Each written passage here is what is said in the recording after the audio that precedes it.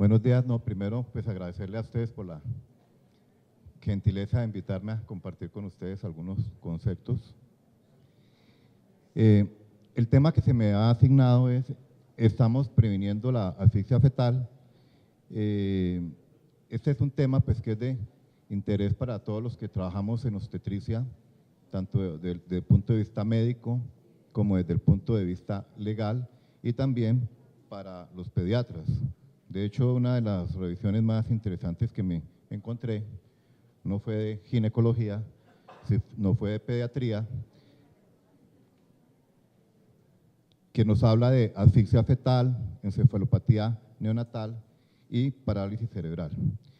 Entonces, lo primero que vamos a ver es qué tan frecuente es el problema de la asfixia intraparto o hipoxia fetal.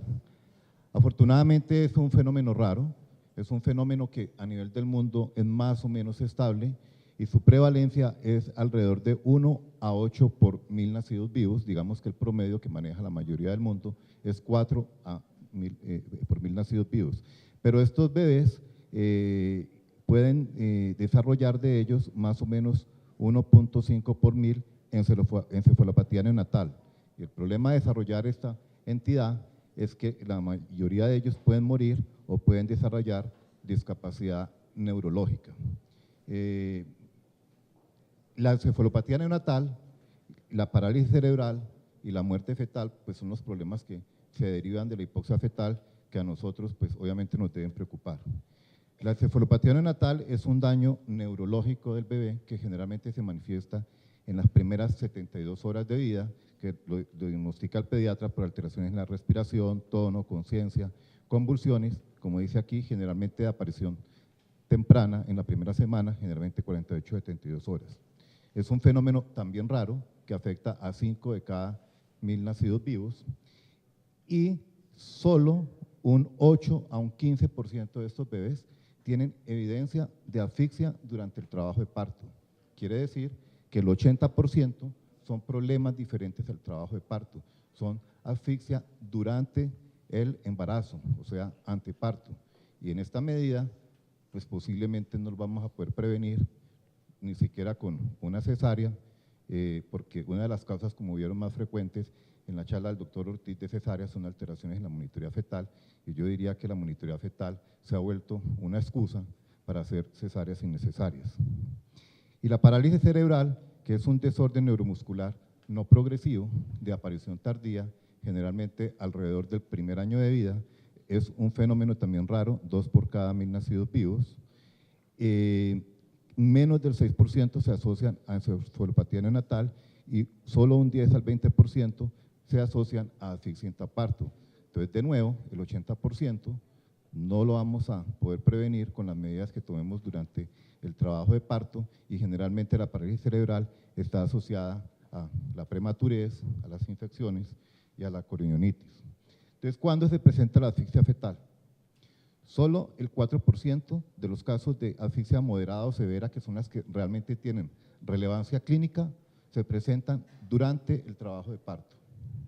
El 70% se van a presentar anteparto por algunas causas que vamos a ver más adelante, y el 10 al 20% son problemas anteparto que, claro, se pueden agravar durante el trabajo de parto si no controlamos el trabajo de parto en forma adecuada.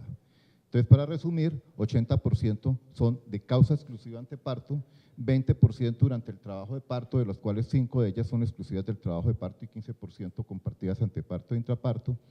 Y de las anteparto, las cosas más frecuentes son infección perinatal, corionitis, alteraciones placentarias como preeclampsia, restricción del crecimiento intrauterino, fiebre materna de causa conocida o desconocida, y la causa más frecuente, la mayor causa, desconocida.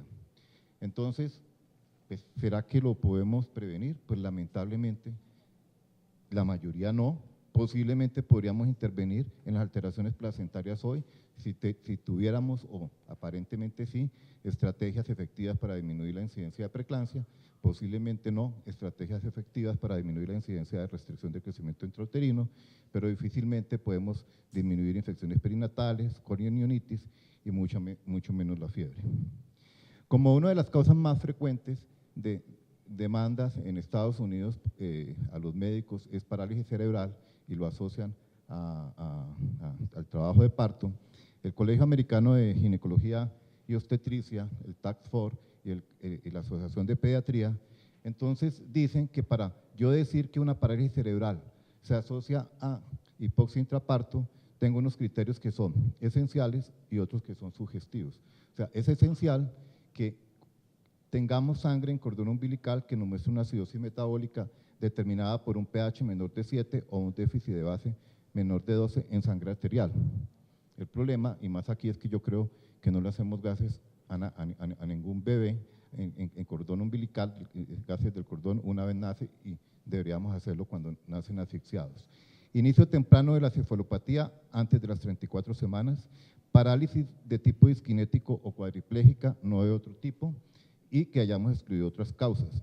Y sugestivos, que durante el trabajo de parto haya habido un evento centinela que lleva a una hipoxia de inicio rápido, como una abducción de placenta, una ruptura uterina, un prolapso de cordón, una monitoría fetal, que vamos a hablar algo más adelante de ella, que nos muestra una bradicardia fetal sostenida con ausencia de variabilidad, o sea, categoría 3, más desaceleraciones tardías o variables severas, con evidencia de una monitoría fetal previa completamente normal, o sea, un bebé que estaba bien durante el trabajo de parto y que presentó eso en algún momento durante el trabajo de parto.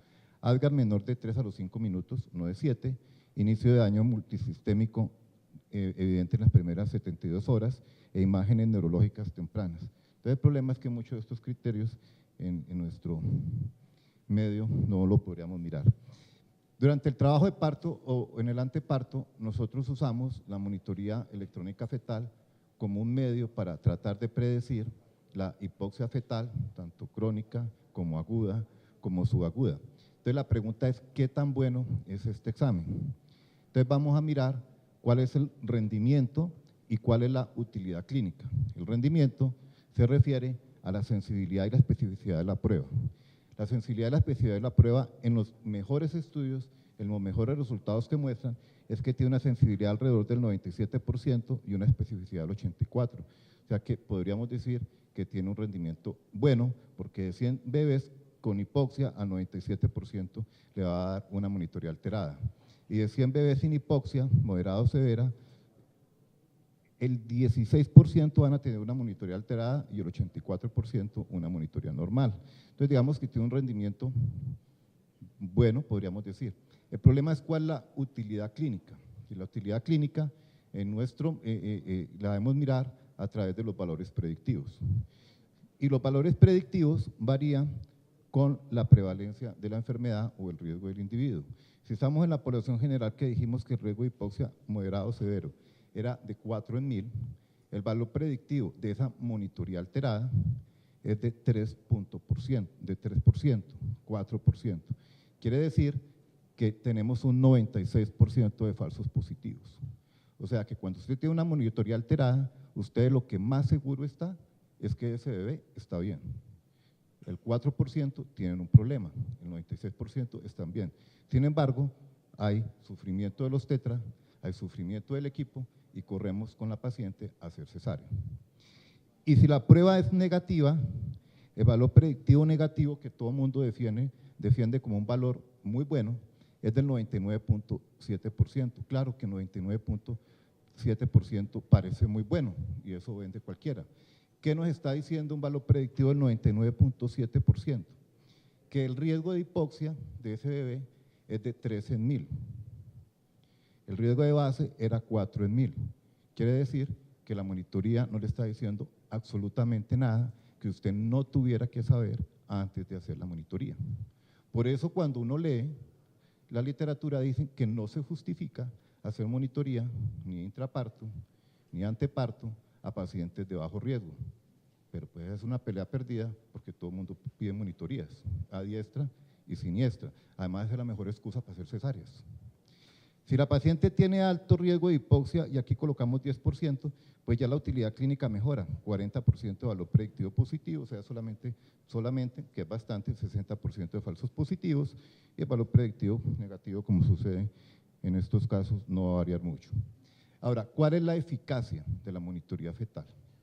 Y la eficacia se mira mediante ensayos clínicos controlados y aquí la biblioteca Cochrane nos presenta los resultados de metaanálisis que incluye varios ensayos clínicos controlados para varios resultados fetales y nos compara monitoría electrónica fetal continua, no la que colocamos por raticos, versus el control clínico del trabajo de parto, como lo debemos hacer, que es difícil de hacer.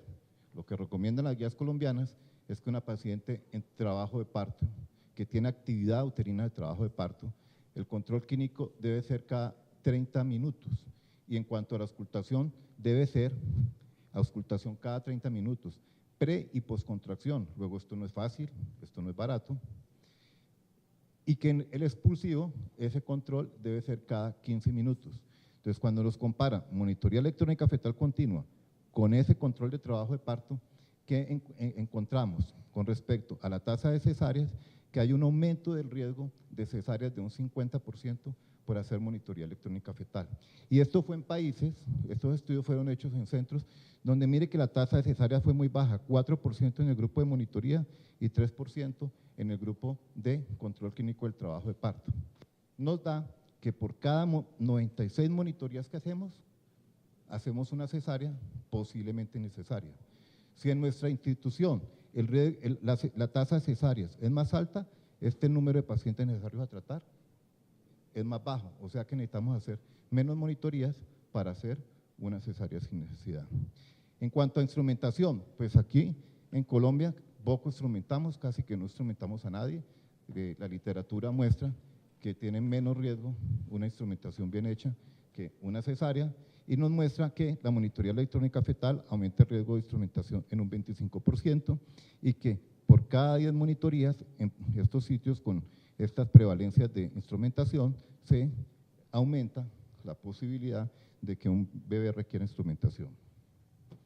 En cuanto al ADGAR bajo, ¿qué es lo que uno quisiera? Mejorar los resultados del bebé, menos hipoxia, menos muerte, pues no hay diferencias. Quiere decir que la monitoría electrónica fetal versus un buen control clínico del trabajo de parto no nos disminuye el ADGAR al bajar. No les traigo todas las gráficas, pero pegadas de estas ayunas que se relacionan con muerte fetal y tampoco hay disminución. Lo que sí disminuye, y fue lo único que han encontrado los estudios, es que la monitoría disminuye en un 51% el riesgo de convulsiones neonatales. Convulsiones que han seguido y son convulsiones generalmente aisladas que no tienen ninguna repercusión en la vida de ese bebé. Y se requiere hacer 370 monitorías para evitar un caso de una convulsión. Entonces, dicho eso, aparentemente tiene un buen rendimiento, tiene poca utilidad clínica y no es eficaz. Ahora, el problema adicional es leer la monitoría. ¿Qué tanto es el acuerdo en la lectura de la monitoría? Entonces, en Estados Unidos hicieron un estudio que convocaron a 4 especialistas en medicina materno-fetal, todos peritos médicos legales en casos de demandas a ginecólogos por problemas relacionados con hipoxia fetal, parálisis cerebral y demás, ninguno de ellos demandado por esa causa, o sea, expertos, y pues sucedió lo que sucede cuando quiere uno hacer una reunión, aquí esta gráfica, que todos nos queremos reunir, pero uno no puede el sábado, otro no puede el viernes y otro no puede el jueves. Entonces, el acuerdo interobservador máximo entre 2 observadores fue del 50%, o sea, igual que tirar una moneda al aire. Y el máximo acuerdo, en lo que más se pusieron de acuerdo fue en decir cuánto era la frecuencia cardíaca fetal, que todos creemos que sabemos mirar la frecuencia cardíaca de una monitoría. Pero resulta que estas monitorías se las mostraron a estos 4 evaluadores, las daron y 6 meses después se las volvieron a mostrar para ver el acuerdo intraobservador. Bueno, pues el acuerdo fue 40%. O sea que es más fácil que yo me ponga de acuerdo con ustedes a que yo me ponga de acuerdo conmigo mismo. Estoy en total desacuerdo yo con yo. Y en lo que más acuerdo tuve fue en la frecuencia cardíaca. Y lo peor, que eso tiene que ver en las explicaciones legales, es que cuando a una persona le muestran una monitoría y no sabe el resultado del bebé, tiene una probabilidad determinada de encontrar alteraciones en esa monitoría. Pero si esa persona sabe que el bebé nació mal, la probabilidad de que encuentre alteraciones en la monitoría aumenta 3 veces. Por lo cual, la recomendación es que cuando uno hace comités, quienes analizan los resultados no deberían saber los resultados del bebé. Dicho eso, pero como ya dije, es un caso perdido, la recomendación es que uno debería hacerle monitoría a todo el mundo y que debería haber ciertas indicaciones, que no son la mayoría de las pacientes.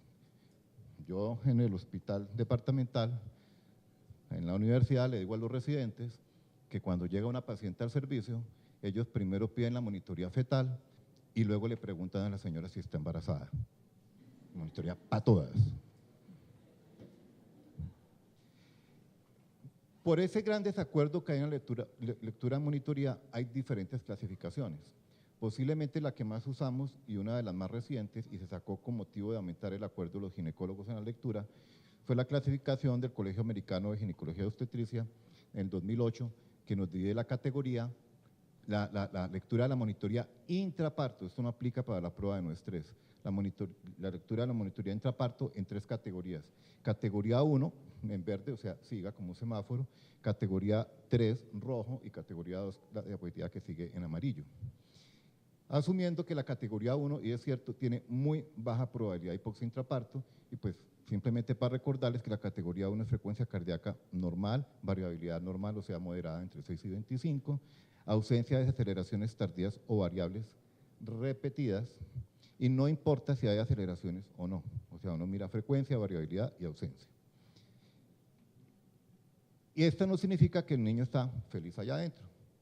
Categoría 3, que básicamente hay que cumplir uno de 2 criterios, o que tenga un patrón sinusoidal o que haya ausencia de variabilidad de la frecuencia cardíaca fetal, pero no sola, acompañada de aceleraciones tardías recurrentes o variables recurrentes o de bradicardia fetal sostenida.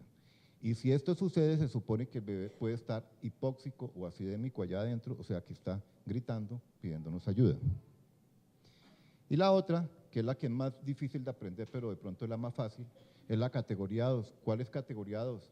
La que no tiene ningún criterio de 1 y la que no tiene ningún criterio de 3. O sea que si uno ya se aprendió 1 y 3, pues ya se sabe la 2.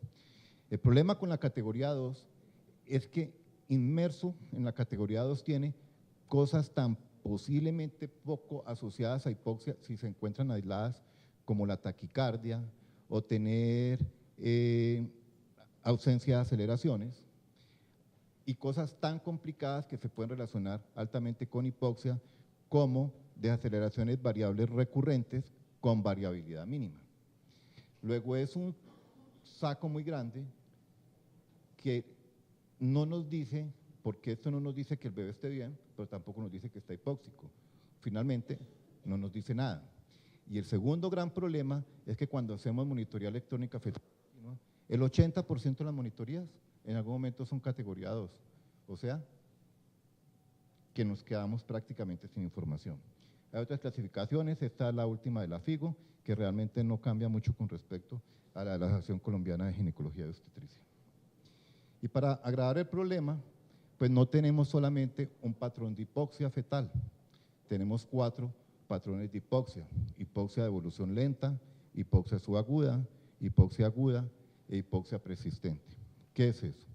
Hipoxia de evolución lenta es aquel bebito que tenía un trazo en monitoría electrónica fetal normal, que en algún momento comienza a hacer desaceleraciones, pero las desaceleraciones pues no importa qué tan amplias y cuánto duren, pero la variabilidad está conservada. En algún momento, como mecanismo compensatorio, va a comenzar a hacer taquicardia fetal, y si no es capaz de resolver, o nosotros no somos capaces de resolver esto, entonces ya van a empezar a presentarse cambios en la variabilidad, hasta posiblemente llegar a ser mínimo ausente, y luego bradicardia fetal. Obviamente en este punto ya tenemos que sacar al bebé. El transcurso de esto se supone que es de 120 a 180 minutos, y en esta fase es donde nosotros deberíamos buscar la causa, tratar de corregirla, y se supone que la mayoría de veces las vamos a poder corregir y la paciente continuar su trabajo de parto común y corriente y no termina en cesárea. Entonces sería un patrón como este. Tenemos algunas desaceleraciones tardías o variables con una frecuencia cardíaca fetal normal, luego hace una taquicardia compensatoria y luego hace desaceleraciones variables más repetidas con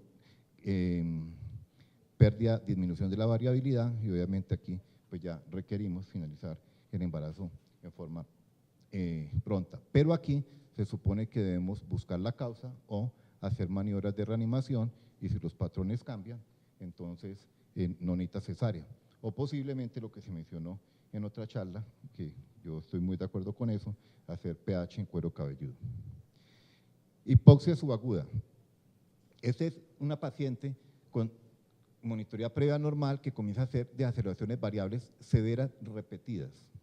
Variables severas repetidas, o sea que dura más de 60 segundos, cada más de 60 latidos por minuto, y rápidamente sucede que entre aceleración y desaceleración no pasan más de 60 segundos, o sea que el tiempo de recuperación del bebé es muy corto, casi nada, o sea que cada vez está empeorando su hipoxia y va a llegar rápidamente a la acidemia. Como lo hace muy rápido, no tiene un periodo de taquicardia compensatoria, que es un mecanismo de defensa, y va a presentar rápida disminución del pH, y como ya les dije, llega a acidemia rápida y severa, y digamos que es un patrón bastante preocupante, que obviamente hay que finalizar el embarazo antes de 30 minutos. Entonces, una paciente que comienza a presentar desaceleraciones variables, repetidas, severas como esta, una caída muy pronunciada, de mucha duración, y que prontamente las caídas son más repetidas y el tiempo de recuperación entre desaceleración y desaceleración se acorta, no como aquí que fue prolongado, sino que no hay casi tiempo, entonces digamos que es un patrón que nos lleva a finalizar el embarazo prontamente. Hipoxia aguda. La hipoxia aguda está definida como la presencia de aceleraciones prolongadas o sobre todo bradicardia fetal. Entonces sabemos que la frecuencia cardíaca fetal normal es hasta 110, en la clasificación de la FIGO quedaría en la clasificación de sospechosa entre 100 y 109 y anormal cuando está por debajo de 100. Si se presenta bradicardia, pero no hay alteraciones en la variabilidad, o sea, la variabilidad está conservada, es moderada, está entre 6 y 25, y no hay un factor desencadenante, la causa más frecuente de esa aceleración, en más del 90% de los casos, es un reflejo vagal del bebé. No es hipoxia y no es acidemia. Luego no hay que finalizarla y salir corriendo a hacer cesárea. Se supone que es un reflejo vagal que en promedio dura 6 minutos, máximo 9 minutos, y si desaparece y el patrón sigue normal, usted puede continuar su trabajo de parto normal. Este es un caso de un bebé que hace una desaceleración, una bradicardia, luego se recupera normal, pues no les traigo el resto del trazado y continúa su trabajo de parto normal sin ningún problema en el bebé. Pero por supuesto que hay que continuar la monitoría porque esto puede evolucionar a desaceleraciones variables repetidas, y si esto evoluciona a desaceleraciones variables repetidas, como el patrón que vimos anteriormente, pues, y esto puede sucederle en un 10% de los casos de esta hipoxia aguda, entonces este bebé van a tener que finalizar el embarazo en los siguientes 30 minutos o establecer maniobras de reanimación. Y la más frecuente de todas, la hipoxia persistente, porque dijimos que la mayoría de hipoxias no eran intraparto, sino que eran anteparto.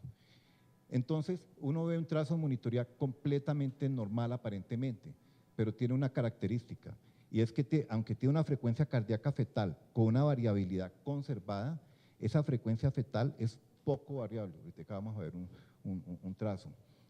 Puede ocasionalmente hacer taquicardia fetal.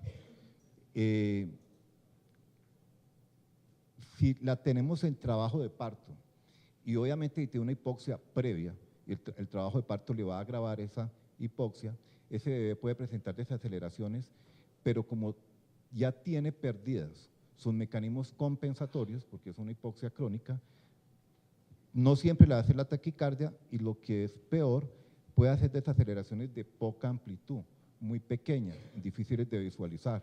Entonces, uno, está muy pequeñita la caída o no la vi, y resulta que se le está agregando una hipoxia intraparto a la hipoxia anteparto que el bebé traía.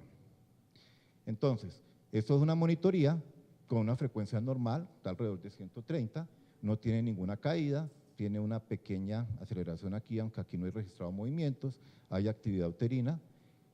Luego, aparentemente es una monitoría normal, la variabilidad está conservada, pero lo que llama la atención es que hay poca modificación a largo plazo en la frecuencia cardíaca, o sea, como que es muy estática, siempre 140, 140, 140, 140. Eso puede ser un patrón de una hipoxia anteparto, o sea, un bebé que ya llegó al trabajo de parto comprometida. Esta, si uno se fija bien y mira el papel del lado, aquí tiene una desaceleración como respuesta a esta contracción. Fácilmente se le pasa uno de largo, porque estamos acostumbrados a ver las desaceleraciones de los trazados anteriores. Ya dijimos que estos bebés pueden hacer desaceleraciones muy pequeñas cuando ya están comprometiendo con una hipoxia intraparto y ya finalmente, pues, o en algún momento pueden hacer esto. Entonces, este es un bebé que requiere que finalicemos el embarazo prontamente. Les mencioné que existía diferentes sistemas de clasificación, que ahorita yo creo que la mayoría del país usamos la COC, algunos los de la FIGO.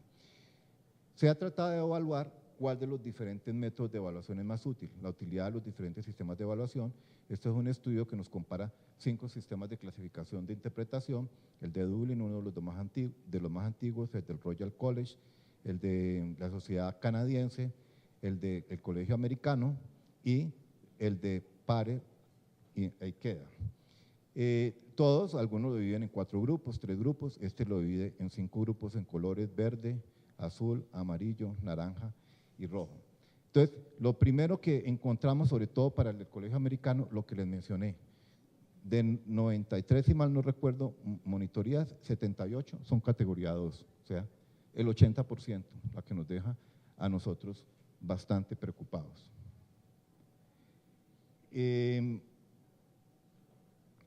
¿Cuál es la sensibilidad? Estos estudios más recientes, lo que les ha mostrado previamente era, como les dije, eran los estudios de Visinglés, o sea, estudios más antiguos, de cada uno de los estudios. Pues el del Dublin tiene 100% de sensibilidad, pero una especificidad del 18%, o sea, demasiados falsos positivos. El del Royal College, 100% de sensibilidad, pero 15% de especificidad, muchos falsos positivos. El del Colegio Americano, 67% de sensibilidad y 92% de especificidad, parece el mejor de todos.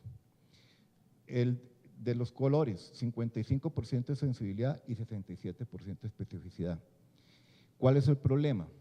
Que la sensibilidad, como la mayoría de los estudios, y la especificidad la calculan en los resultados ciertos, o sea, en la categoría 1 y en la categoría 3, pero no se incluye en los análisis la categoría 2. O sea que para esta que parece ser muy buena, bueno, regular, 67% de sensibilidad y 92% de especificidad, está basado solamente en el 20% de los trazados, porque el 80% de los trazados fueron categoría 2. Luego eso no es muy bueno. Y de todos los sistemas de clasificación, el que menos nos deja, ahí como en la nebulosa, pues justamente es este, que nos deja en la nebulosa en el 18%. Cuando vamos a ver el rendimiento, mirado como el área bajo la curva, en las curvas ROC, estos son los valores, a modo de información, el valor nulo en el intervalo de confianza en un área bajo la curva es 0.5. Pues este está incluido, este está incluido, este está incluido, este está incluido, este no está incluido, pero como decimos, le pegó al palo. O sea, cuando vamos a ver el rendimiento, para asociarse a pH en sangre arterial menor de 7.15, ninguno sirve. Y nosotros nos sentimos tan tranquilos haciendo monitoría. Este, como le digo, es el que posiblemente menos nos deja en la nebulosa, que es el de los colores de Parer, que cuando está verde dice que el riesgo de acidemia es muy poquito, que cuando es azul también es muy poquito, pero de pronto ya hay algo de hipoxia, el amarillo ya algo de hipoxia, y naranja y rojo, hipoxia posiblemente asociado a acidemia. Entonces, lo que muestra este estudio es que de acuerdo al color, el riesgo de evolución, o sea, de empeorar ese bebé, empeorar esa monitoría, en estos 2 casos es muy bajo, en estos 2 casos es alto y en esto es moderado. Entonces, en el primer caso, ¿qué acción debe tomar usted? Pues continuar con su trabajo de parto común y corriente. En el último caso, en los 2 últimos casos, diría yo, ¿qué acción debe usted tomar? Finalizar el embarazo. Y en estos, realizar maniobras de reanimación y búsqueda de la causa. ¿Y cuáles son las maniobras? Primero, cambio de posición, colocar a la paciente en decúbito lateral izquierdo, es de decir que ninguna de estas intervenciones tiene estudios suficientemente grandes, suficientemente buenos, como por ya decir con tranquilidad que la eficacia de la intervención es buena, excepto para una que les voy a mencionar cuál es. Entonces, cambio de posición hacia el lado izquierdo para ver si nos mejora la monitoría. Aumentar el suministro de oxígeno. Hay estudios que muestran que colocar oxígeno nos puede mejorar los resultados fetales, pero no oxígeno como lo colocamos con cánula a 3 litros por minuto, sino a 10 litros por minuto con máscara de recambio. Pero como todo, también tiene sus detractores por hiperoxigenación fetal, que puede también producir lesiones cerebrales. Volumen intravascular adecuado, entonces pasarle el líquido, pero no 200, no 300. Los estudios, los pocos que hay, son con 1000 centímetros cúbicos. Los que han mostrado beneficios, pues les digo, no son muy buenos. Si la paciente tiene actividad uterina en exceso, pues disminuirla. Entonces, una estrategia de prevenir hipoxias fetales es no inducir a quien no lo necesita, es no colocarle misoprostol a quien no lo necesita. Toda inducción debe tener una indicación, o sea, inducción que usted hace, si no hay indicación, está colocando al bebé en un riesgo innecesario. Evitar pujos, sobre todo que a veces muchas pacientes pujan innecesariamente. Si tiene una hiperdinamia uterina, tocolisis. Y el último, que es la anioinfusión. Nosotros vemos desaceleraciones variables severas, como vimos en más de un trazado, y todos nos angustiamos y salimos a operar la paciente. Pues resulta que las desaceleraciones variables pueden ser simplemente compresión del cordón. Claro que si le estamos comprimiendo cada ratico al bebé, pues va a quedar hipóxico y va a quedar acidótico. Pues justo esto tiene una intervención que es nivel de evidencia 1, grado de recomendación A, o sea que quiere decir que tiene varios estudios, teóricamente suficientes estudios, que no nos deberían dejar duda de que es una intervención que debemos usar, y es anioinfusión transcervical. O sea, cuando tenemos un trazo con desaceleraciones variables, debemos cambiar a la paciente de posición, colocar una sonda transcervical y a través de esa sonda pasar 300 a 500 centímetros de solución salina alrededor de 35, 36 grados centígrados y continuar el registro. Y uno ve, y lo ve con frecuencia, menos de la que se quisiera, pero ahorita les digo por qué menos de la que se quisiera, cómo las desaceleraciones variables desaparecen y la paciente puede continuar en trabajo de parto. ¿Por qué menos de la que se quisiera? Yo paso revista con un residente de 4º año y le digo, ¿tú cuántas anioinfusiones has hecho transcervicales? 2, doctor. ¿Y cuántas desaceleraciones variables en los trazados has visto? Muchas, doctor. Y le digo, ¿y entonces por qué no ha hecho muchas anioinfusiones? Ah, no, es que decidimos operar las pacientes junto con el asistencial. O sea, la solución más fácil es operarla, en vez de hacer la intervención, que es grado de recomendación 1, grado de recomendación A con nivel de evidencia 1. 5 minutos, doctor. ¿Y cómo es lo de los colores? Pues no se los voy a explicar aquí, ahí tiene la referencia del artículo, pero se basa en la variabilidad, en desaceleraciones tempranas, tardías y desaceleraciones prolongadas, y dependiendo de lo que se tenga, entonces miraría uno allí, o sea que es una opción interesante. Entonces, para concluir, la hipoxia fetal es un fenómeno poco frecuente, entonces, a Dios gracias, la frecuencia nos salva en la mayoría de los casos. La mayoría son anteparto, por lo cual es difícil que las podamos prevenir intraparto, y las anteparto, muchas difícilmente las vamos a poder prevenir. La mayoría de encefalopatías y parálisis cerebrales no son responsabilidad del trabajo de parto, sino que son por causas diferentes. La monitoría fetal, aunque pudiera tener un buen rendimiento, tiene una utilidad clínica variable, más útil en pacientes de riesgo de hipoxia fetal moderada y severa, como pacientes con RCI o trastornos hipertensivos, y la eficacia, pues de ahí pegado, no es adecuada en pacientes de bajo riesgo. Tiene una alta variabilidad. Forma de disminuir la variabilidad es saber cómo leer una monitoría, saber qué es variabilidad, cómo interpretar la frecuencia cardíaca. La mayoría de las clasificaciones nos dejan en algún momento en que no es ni de alto riesgo ni de bajo riesgo y moderado riesgo, como que no nos dice nada.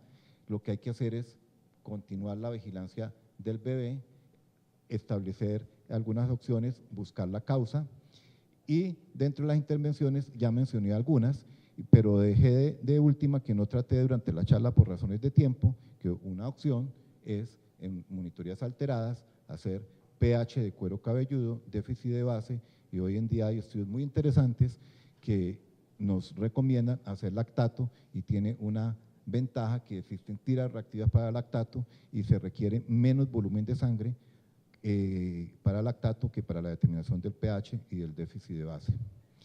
Bueno, muchas gracias.